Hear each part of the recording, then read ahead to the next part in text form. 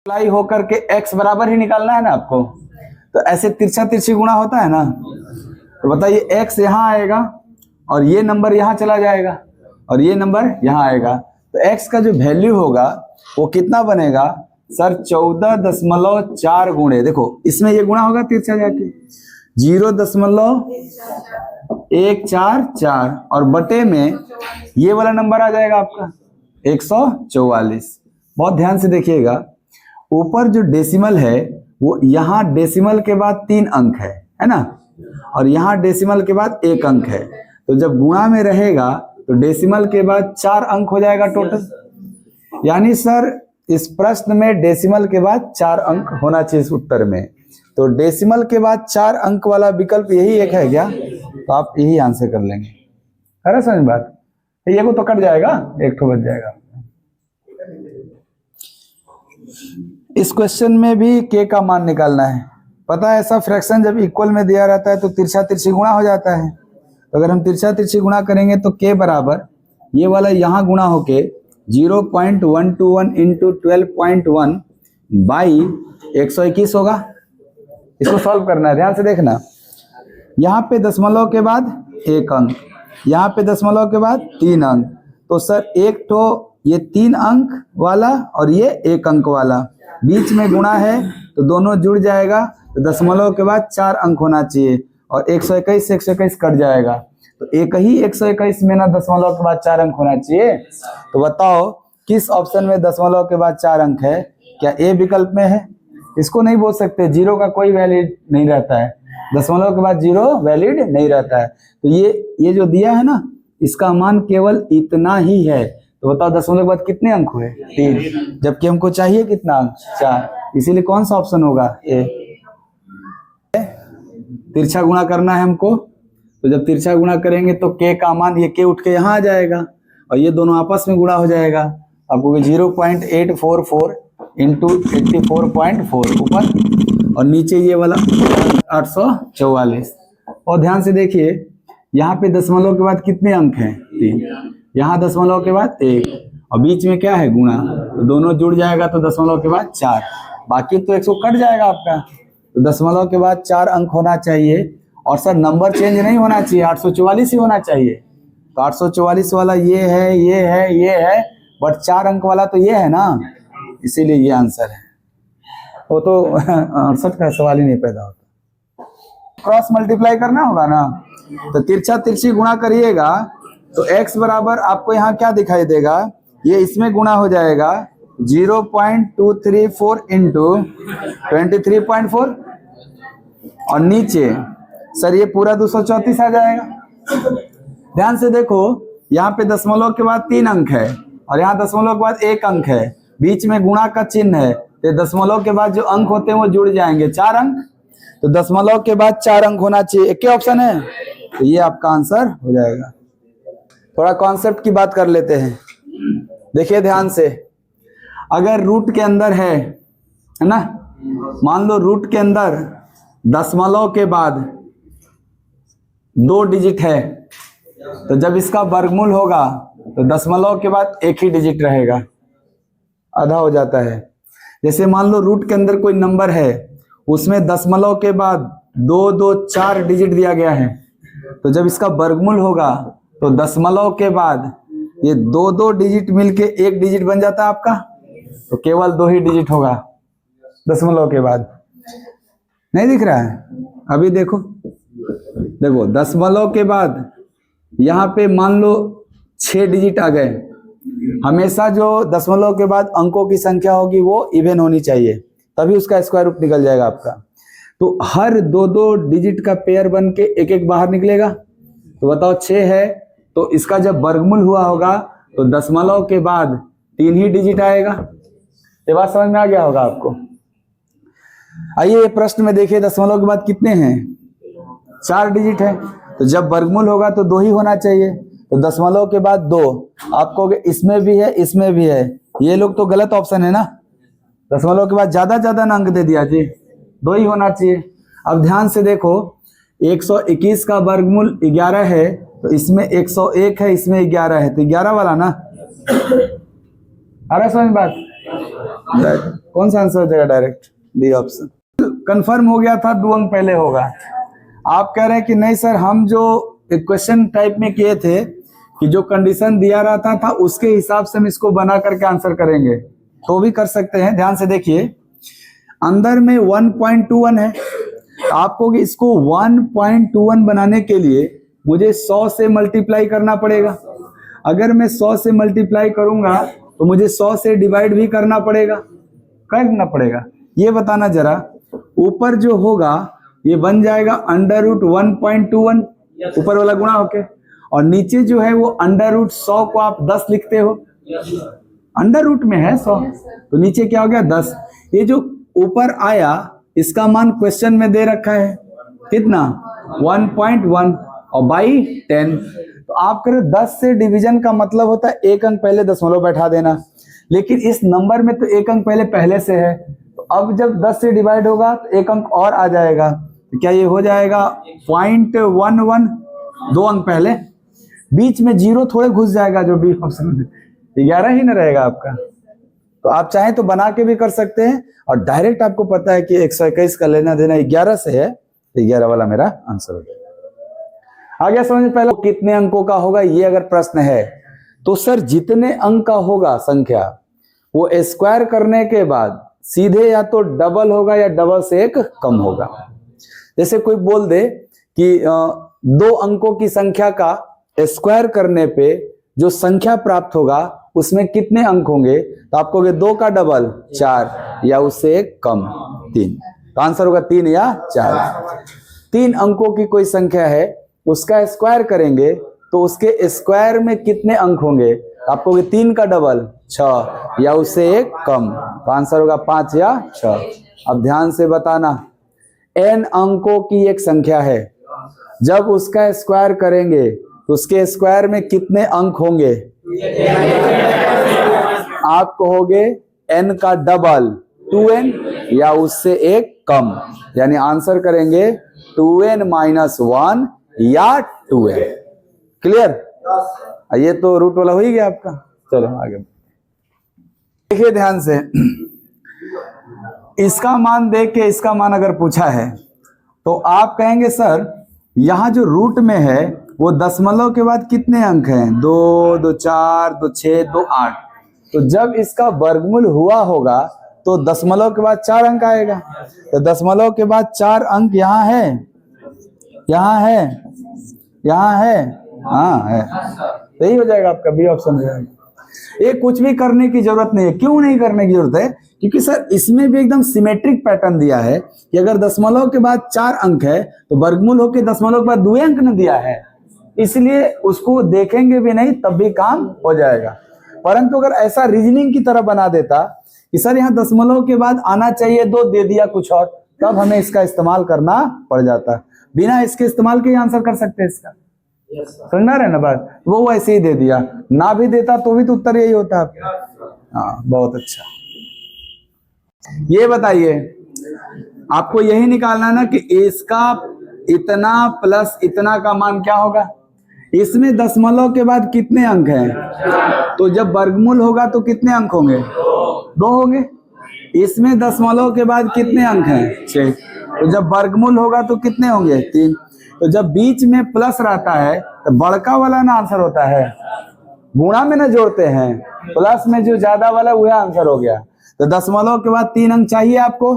क्या यहाँ है, क्या यहाँ है, यहाँ है, सब फर्जी है, यही ना है, एक एक ऑप्शन है, जोड़ना नहीं है कि हो का मान हो। बहुत टाइम के ऑप्शन में 176 ही चारों में दिखाई दे रहा था, केवल और केवल दशमलव का स्थान अलग था, इसलिए हमने इस सवाल को दशमलव वाले कॉन्सेप्ट पे हल कर दिया। इस सवाल में देख रहे हैं कि जो ऑप्शन है वो चारों ऑप्शन में नंबर्स ही अलग अलग दिया हुआ है, और डेसिमल तो सर हर ऑप्शन में ही दशमलव के बाद 2-2 अंक मौजूद है ना। आप चाहें तो इसको भी 10.00 लिख लेंगे, इससे कोई फर्क नहीं पड़ेगा, 10 ही है वो आपका। तो बताइए इस सवाल को अगर हमें इस सवाल का ऑप्शन टिक करना है तो क्या दशमलव वाला कॉन्सेप्ट करवा देगा हमको? नहीं सर, दशमलव के बाद सारे ऑप्शन में सेम डिजिट हैं, 2 डिजिट ऐसे है। तो इस प्रश्न का उत्तर क्या हमको हल करके ही पता चलेगा कि सर कौन सा नंबर आएगा? तो ध्यान से देखिएगा बाबू, 18,496 का वर्गमूल 136 है। तो अगर ये दशमलव नहीं होता, समझना, तो इसका वर्गमूल 136 होता। लेकिन सर दशमलव 2 अंक पहले है, तो जब वर्गमूल होगा तो कौन अंक पहले?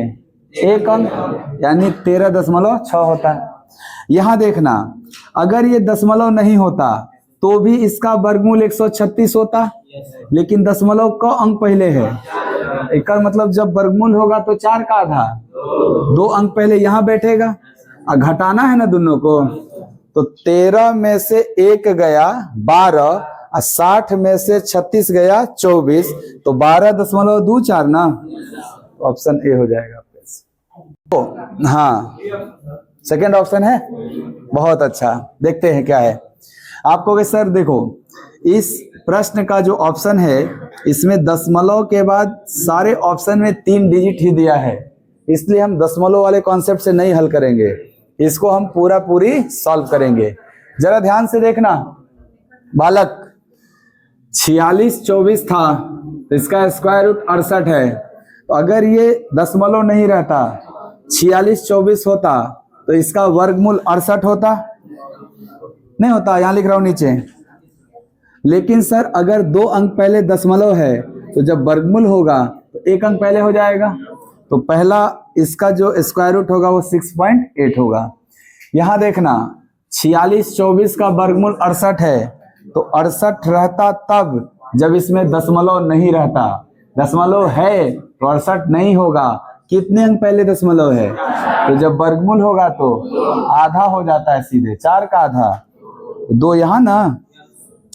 यहां देखिए सर, अगर डेसिमल नहीं होता, 4624 होता तो इसका 68 होता, लेकिन कितने अंक हैं डेसिमल के बाद? 6 अगर हैं तो 3 अंक पहले होगा, 1 2 एगो 0 बैठाएंगे तब ना 3 अंक कहलाएगा, और अब यहाँ ऐसे बैठाएंगे, 3 अंक पहले हो गया।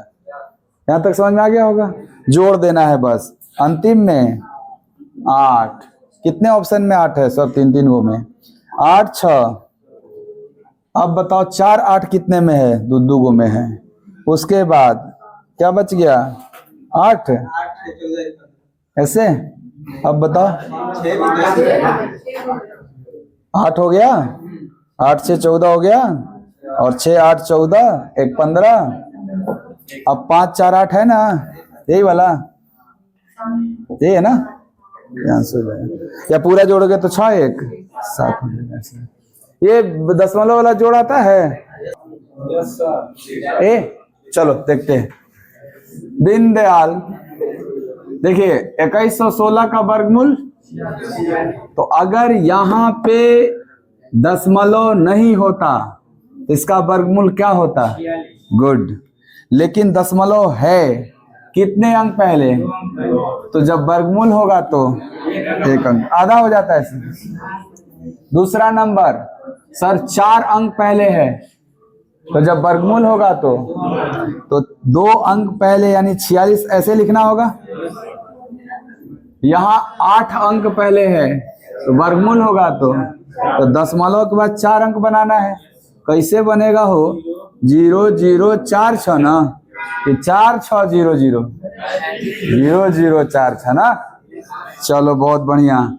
यहाँ 6 अंक है तो 3 अंक होगा, तो 2 अंक का ना संख्या है, इसको 3 अंक का कैसे बनाओगे? 0 4 6 ऐसे ही ना, सब जोड़ देना है।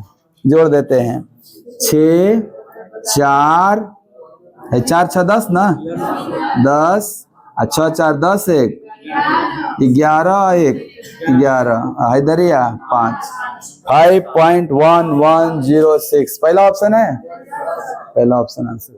ये बताओ, इस बार आपको रूट 21 का ना मान दिया हुआ है, तो कोई भी क्वेश्चन पूछेगा तो उसमें हम रूट 21 के मान को इस्तेमाल तभी कर पाएंगे ना जब वहां रूट 21 रहेगा।